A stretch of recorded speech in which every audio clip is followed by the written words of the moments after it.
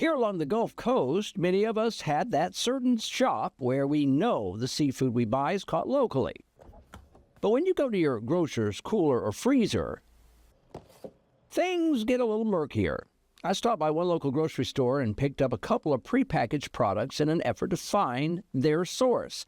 I searched the label on a package of fresh, not frozen tilapia fillets, and I found the point of origin, finally, printed in small letters on the front.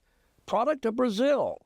But the box of Mrs. Paul's frozen beer-battered fillets presented a bigger challenge. There is printing proclaiming the fillets are a certified sustainable seafood, that they are a natural source of omega-3, even that the fish used is 100% wild caught. But wild caught where?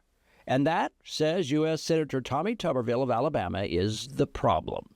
Americans need to know exactly where their seafood comes from, so that's why this week I joined Senator Cindy Hyde-Smith of Mississippi in introducing the Label Act to ensure all seafood sold in our stores has a clear label on where it comes from and how it was produced. Tuberville made that proclamation today during his weekly check-in with reporters, claiming his proposed law wouldn't just be good for consumers, but for local seafood harvesters and producers who feel an educated customer is to their benefit. If it becomes law, the Label Act would require the country of origin label for fish and shellfish, including shrimp and crawfish, to be printed in a font size at least as large as the product name on the packaging and displays and bins.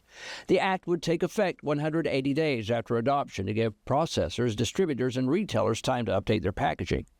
But this is not a new idea. Mississippi and Alabama have already passed legislation requiring clear labeling of all seafood sold in their states, but we want to bring uniform standards nationwide. This will protect the American consumer and also give our domestic producers and fishermen a fair chance to compete.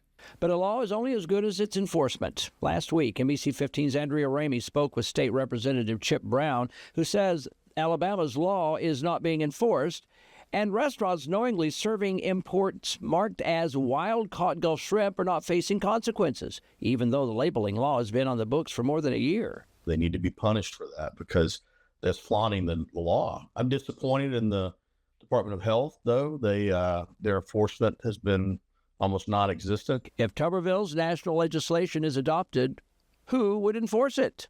People need to call it out. They need to address it. They need to report it. And I think that's the only way we're going to be able to do it. A lot of people just say, no, I'm just not going to turn it in. But if you think it's something different, make sure you call your local authorities when you get out. Just report it, and so where it can be investigated. But how? Perhaps another label on the package, a number to call when you are unsure the seafood is what it claims to be? Yeah, you're probably right. Put a number down to call this number if you feel like that, that something is not what it's supposed to be. That'd be a good idea.